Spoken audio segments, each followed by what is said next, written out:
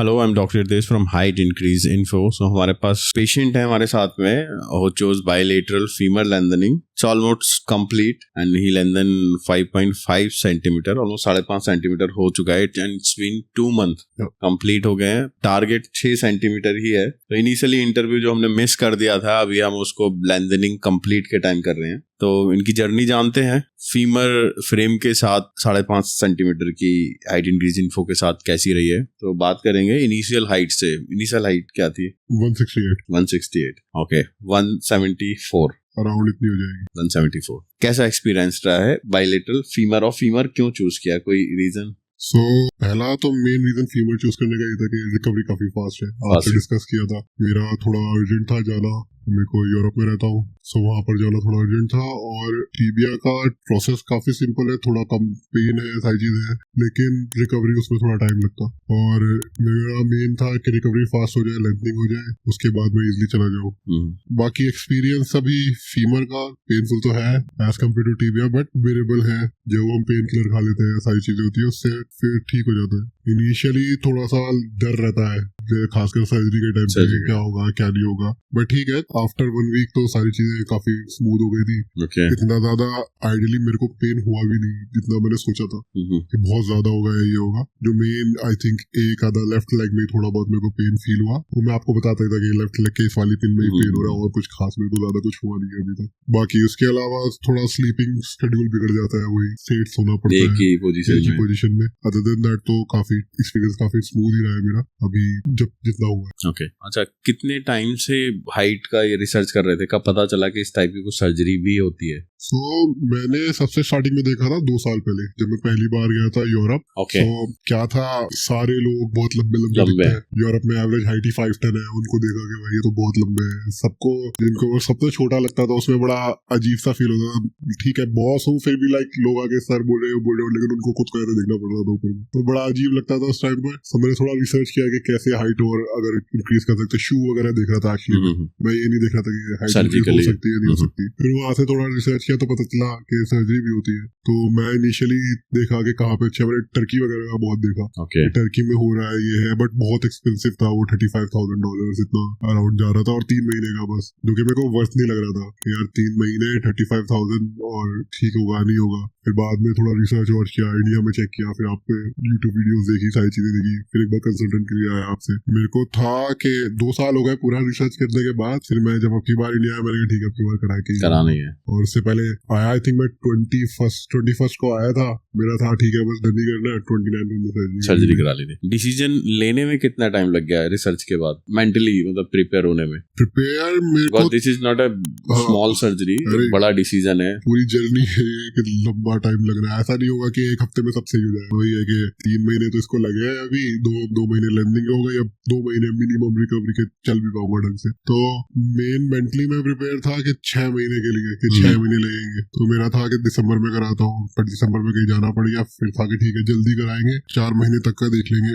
But mentally prepare मैं हो गया था जब मैंने पहली बार जब यहाँ पे यूट्यूब वीडियो वगैरह देख ली थी। मेरे को लग गया 1-2 पेशेंट से बात करे पुराने कि यार कैसा रहता है लेंथनिंग का फेस, कैसा रहता है, क्या सारी चीजें। तो था कि हाँ ठीक है, पेन होगा, पेनफुल है, लेकिन रिवॉर्ड उसके बाद जो बड़ा है, तो जब रिवॉर्ड मिल जाता है सारा पेन भूल जाता है।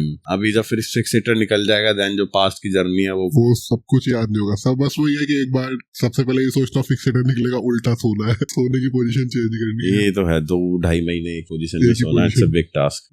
सेंटर चूज करने में कितना टाइम लगा और हाइट इंक्रीज इन्फो क्यों चूज किया? मैं सबसे पहले वही टर्की देखा था, टर्की में मैंने बात भी की थी, फिर मैंने वियतनाम देखा, वियतनाम में बात की 1-2 डॉक्टर से। तो एक था कि एज एन इंडियन फिर ये था कि यार कुछ अगर हो जाता है, कोई प्रॉब्लम आ जाती है, मेडिकल इमरजेंसी होती है, फैमिली मेंबर्स कोई नहीं बताते वैसे तो कोई भी, बट इन केस अगर कुछ इमरजेंसी है, कोई आ जाए एकदम से। सो पहली चीज इसलिए मैंने फिर सारे यूरोप के सबको एंड कर दिया था, और मैं सोचा था ठीक है इंडिया में ही कराना है। सेकंड फिर मैंने 2-3 लोगों से बात की थी इंडिया में भी, लाइक एक यहीं पर शायद डॉक्टर करके कुछ थे, तो उनसे बात करी थी। फिर मैंने यहाँ पर आया था, फिर एक और थे मुंबई के अंदर, मैंने वहां पर बात की थी। 3 जगह मैंने टोटल बात की थी इंडिया में। बट हाइट इन्फो का ये था कि मैंने ऑलरेडी, एक तो दिल्ली के पास है इसलिए अच्छा है, दूसरा, मैंने जितने भी पेशेंट वगैरह देखे, आप यूट्यूब पे वीडियोस पे देखिए, उस पे भी देखिए, तो मेरे को इतना कोई प्रॉब्लम खास दिखा नहीं, ये था। और एक ट्रस्ट फैक्टर थोड़ा सा लगा था कि यहाँ पे आने के बाद कि ठीक है यार कर लेते हैं एक बार, ट्राई हो जाएगा। सो यहाँ पे फिर पेशेंट से बात करी, यहाँ पे बात की, जिम में देखा, तो जितने भी पेशेंट से बात करी तो मेरे को ठीक लगा।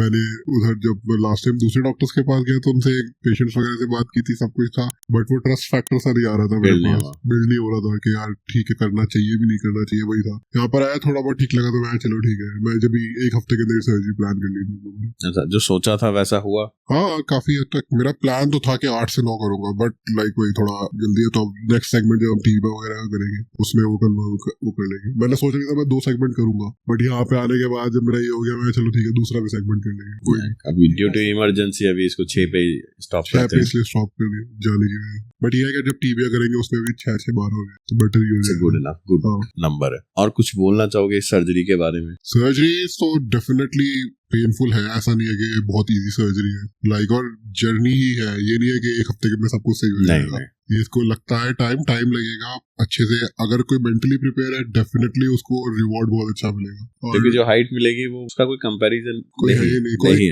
कर ही नहीं सकता कि मैं तो कितना भी पैसा दे दूं, सोचो कि लाइक मैं इतना पैसा दे दूं कोई मुझे अपनी हाइट दे देगा या कुछ ड्रग वगैरह मिल जाए, ऐसा कुछ है ही नहीं। मैंने बहुत रिसर्च किया था, सर्जरी एकदम लास्ट ऑप्शन चूज किया मैंने। उससे पहले कोई दवाई हो, कोई ड्रग आ रहा हो, कोई रिसर्च भी चल रही हो किसी ड्रग के ऊपर कि 1-2 साल में वो बन जाएगा उसके बाद ले लूंगा, ऐसा कुछ नहीं मिला मेरे को। तो लास्ट में इन द एंड सब में ये था कि लास्ट में सर्जरी ही है, ये सर्जरी है, इतना टाइम लगेगा और पेनफुल है, तो ये सारी चीजें मेंटली प्रिपेयर करके आओगे, गारंटीड रिवॉर्ड बहुत अच्छा है। क्योंकि डेफिनेटली जो पर्सन रहा है जिसको लगता है, फील होता है कि यार मैं बहुत छोटा हूँ, या फिर अगर थोड़ी हाइट और अच्छी होती तो थोड़ा कॉन्फिडेंस लेवल बढ़ जाता, थोड़ा ज्यादा अच्छा लगता, और कहीं पर जाएंगे इवेंट्स वगैरह में जाएंगे तो ज्यादा अच्छे से हम लोग कॉन्फिडेंटली बोल पाएंगे या कुछ कर पाएंगे। सो रिवॉर्ड बहुत ऊपर है, अगर बंदा करेगा डेफिनेटली हो जाएगा, बस विल पावर थोड़ा चाहिए और कुछ नहीं है। ठीक है, सर्जरी तो हमें कराना है तो अपने आपको खुद को प्रिपेयर करना है। अगर किसी सेंटर को या किसी को हमें चूज करना हो तो किन किन चीजों का ध्यान रखें अकॉर्डिंग टू योर एक्सपीरियंस? क्योंकि आजकल बहुत छोटे छोटे सेंटर खुल गए हैं जो ये बोलते हैं कि रिसर्च करके जाओ, उनको खुद को खुले हुए 6 महीने हुए हैं। जिन भी सेंटर पर आप जा रहे हो डॉक्टर कौन है, जैसे मैं जब आपसे पास आया था कंसल्ट करने के लिए, आई कैन सी के हाँ ठीक है सारी चीजें पता है, अब ट्रैक रिकॉर्ड अच्छा है, बहुत सारे पेशेंट ऑलरेडी है, वेल नोन है, सारी चीजें सही हुई है, ऐसा कुछ बड़ा केस कुछ नहीं दिखा कि प्रॉब्लम हुई है या कुछ हुआ है। सबसे पहली चीज तो यही पर दिल थोड़ा सा शांत हो जाता है। सेकंड चीज ऑब्वियसली रिहैब बहुत इंपॉर्टेंट है, फिजियो बहुत इंपॉर्टेंट है इसमें।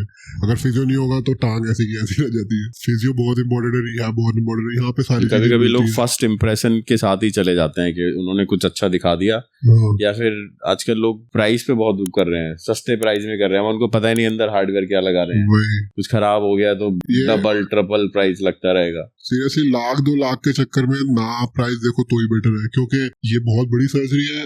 अगर फिक्सेटर या कुछ भी अंदर या नेल ही कुछ हो गया तो भाई पूरी टाइम का क्यों इतना वो करना। बेटर है अगर जब जहाँ पर तुम इतना पैसा खर्च कर रहे हो 1-2 लाख और खर्च कर लो। मैं हमेशा से ये सोचता हूँ कि भाई मेरा कंफर्ट को प्रॉब्लम नहीं होनी चाहिए, मैं पैसे ज्यादा दे दूं, बस ये हो कि मेरा चीज एकदम सही हो। दिस इज कॉस्मेटिक, तो ऑब्वियसली आप चीप सोच ही नहीं सकते। आउट ऑफ इंडिया देखो इसका कॉस्ट क्या है, 35,000 कॉस्ट कम ही होता है। ये इसका एक्सटर्नल का $35,000 कॉस्ट था जब मैंने बात की थी सब कुछ। वियतनाम के अंदर $20,000 बोल रहा था, क्योंकि वियतनाम इतनी कोई बड़ी कंट्री भी नहीं है। और जब मैंने सारी चीजें देखी, मैं कहा यार कॉस्ट का तो फिर कुछ बनता ही नहीं। जब यहाँ पर देखे तो ऐसे कॉस्ट का 10 साल पहले भी हम जब सिर्फ फॉरेनर्स का करते then we were charging $15,000 USD। I am talking about 10 year back. अगर हमारा रिकॉर्ड भी दिखोगे उठा के 10 साल 15 साल पहले भी हम इतना ही चार्ज करते थे। अब तो बहुत डिक्रीज हो गया, कम हो गया बहुत, बिल्कुल। और ये जब कॉस्मेटिक है और हाइट इंक्रीज है, लिम्ब लेंथनिंग है, हड्डी तोड़ के तुम्हारी टांग बड़ी, ऑब्वियसली थोड़ा सा एक्सपेंसिव है, तो प्रिपेयर करोगे। और मैं भी 1-2 लाख के चक्कर में, सस्ते के चक्कर में कुछ बेकार चीजें लगवाना तो बहुत ही बेकार। क्योंकि आजकल नए सेंटर्स, नए लोग काफी इसमें कूद रहे हैं। इवन कुछ लोग हमारे पास भी काम करके गए हैं, वो भी सोचते हैं कि हम सेंटर खोल ले लोगों के। मैं तो कभी जाऊंगा ही नहीं वहाँ पे जो नया खुला हुआ है, क्लियर है, क्योंकि भाई मेरे लिए अगर एक्सपीरियंस नहीं है पर्सन तो कैसे ही मैं यकीन कर लूं। कुछ हो सकता है मैं ही लैब रैट बन जाऊँ वहाँ पे, तो कोई भी गिनी पिग बन सकता है, वो बना भी सकते हैं, कोई फायदा ही नहीं होगा फिर। तो एक्सपीरियंस में बहुत इंपॉर्टेंट है कि जब आपको 10-15 साल हो गए यहाँ पर, तो ये ट्रस्ट तो है, ट्रस्ट फैक्टर तो है कि भाई 10-15 साल से पर्सन ये सारी चीजें कर रहे हैं, तो ऑब्वियसली अच्छा ही होगा। तो पहली चीज तो यहीं पर ही शांत हो जाता है। अगर किसी ने 6 महीने पहले खोला, मैं कभी नहीं जाऊंगा। आजकल आते हैं हमारे पास क्वारी आती है ना, अरे सर वो तो बहुत सस्ते में, मैं भाई वहीं करा लूं। सस्ता कभी ये नहीं होता है कि सस्ता चीज अच्छा ही होगा, हमेशा प्रॉब्लमेटिक चीजें हो जाएंगी फिर लेके बैठ जाएंगे। कहीं ना कहीं लूप होल होता ही है, वो शायद पता नहीं चलता। और कुछ सजेशन पेशेंट के लिए जो कराना चाहते हैं, कुछ अपने एक्सपीरियंस के बेस पे? पेशेंट का मेरा एक्सपीरियंस फीमर का तो ये है कि लोगों ने बोला तो था बहुत पेन होगा, बहुत ज्यादा होगा, ये होगा, बट टू बी ऑनेस्ट मेरे को इतना ज्यादा नहीं, वो पर्सन टू पर्सन डिपेंड करता है। मेरे को लगा था कि हाँ पेन है, ऐसा नहीं, मैं नहीं बोलूंगा पेन था ही नहीं, पेन था डेफिनेटली। एक दो दिन ऐसा भी हुआ कि मेरे को बर्निंग हुई, मैंने आपको बताया था कि बर्निंग हो रही है, और जो भी चीज होती है आप मेडिसिन दे देते हो उसी टाइम पे, लेकिन मेरे को पर्सनली इतना बहुत ज्यादा प्रॉब्लम नहीं हुआ। मेरे को लास्ट में थोड़ा सोने में प्रॉब्लम हो रही थी क्योंकि एक ही पोजीशन पे सो रहा था, पेन से उसका कोई रिलेशन नहीं है, एक ही पोजीशन पे सो रहा था, तो उस पे सोने में मेरे को दिक्कत हुई है जो मेन हुई है। बाकी रही बात टीबिया, मैंने सुना है मच मोर, इतना ज्यादा खास पेन नहीं होता, उसमें पोजीशन में चेंज कर सकते हो, और क्या चीज चूज करते हो। ऐसे भी पेशेंट हैं जो बोलते हैं सर फीमर, जिन्होंने क्वाड्री कराया है क्रॉस, फीमर बहुत कंफर्टेबल है, टिबिया में पेन है, ये भी बोलते हैं। वही पर्सन टू पर्सन डिपेंड करता है। तब बस यही है कि लाइक मेरा पर्सनली एक्सपीरियंस है, अगर कोई आ रहा है पेशेंट स्पेशली, तो पहला तो प्रिपरेशन बहुत इंपॉर्टेंट है। ये सोच के आ रहा भाई पेन होगा, मैं पहले सोच के आया था पेनफुल है तो पेन होगा। अगर मैं सोच के आता कि नहीं यार ठीक है एक थोड़ा बहुत होगा बस, अगर आप बड़ा सोचोगे और कम मिलता है तो अच्छा है, तो अच्छा लगता अगर है। आप सोच के आते हो कि थोड़ा सा पेन होगा, उससे थोड़ा ज्यादा हो गया तो आप परेशान हो जाते हो, पूरा टाइम निकलने में परेशानी हो जाएगी। मैं सोच के आया था पेन होगा, ज्यादा पेन होगा, तो मेरे को नहीं हुआ इतना, तो मैं खुश हूँ ऑब्वियसली। अगर थोड़ा ज्यादा मैं सोचता कि नहीं ये तो खाली बेड पे बैठना ही है बस, मेरे को कुछ नहीं होगा, तो भाई बहुत है। इनिशियली बस प्रिपेयर करके आना कि भाई पेन होगा थोड़ा, और रिवॉर्ड का सोचो, सबसे इम्पोर्टेंट चीज जो मिलने वाला है। हाँ, रिवॉर्ड सोचोगे एवरी डे, फिर कंपैरिजन ही नहीं है उसका। बिल्कुल, कोई भी 2 इंच हाइट से कोई नहीं बढ़ा हो सकता है, फिर वो शूज वगैरह ही होते हैं, वो तुम शूज उतारोगे वापस। मैं तो खुद शुरुआत में शूज ही ढूंढ रहा था, कुछ शू मिल जाए मेरे को, फिर बाद में जब मैंने देखा कि नहीं यार एक्चुअल में हाइट बढ़ सकती है, तो मैं चलो ठीक है इस पे करते हैं। सो तो वो टेम्परेरी सोल्यूशन है, वो टेम्परेरी सोल्यूशन है, और उसमें भी अगर 2-3 इंच अगर हम पहन लेते हैं चेंज हो जाता है सब कुछ सीरियसली। अरे बाहर निकलने के बाद जो कॉन्फिडेंस आता है वो भले थोड़ी देर का रहता है, बट लेकिन होता है, आता है कॉन्फिडेंस, सबको देखते हैं कि हाँ ठीक है, वो फिर वो रहता है हाई लेवल पे आ रहे हैं लोग, तो अच्छा लगता है। ठीक, तो ये थी इनकी 5.5 सेंटीमीटर बायलैटरल फीमर लेंथनिंग की जर्नी। अभी तो जर्नी बाकी है। After fixator removal maybe we will post his final interview. Till then, if you have any query regarding limb lengthening, limb reconstruction, or if you have any kind of deformity like bow leg, knock knee or LLD, number is given below. Thank you.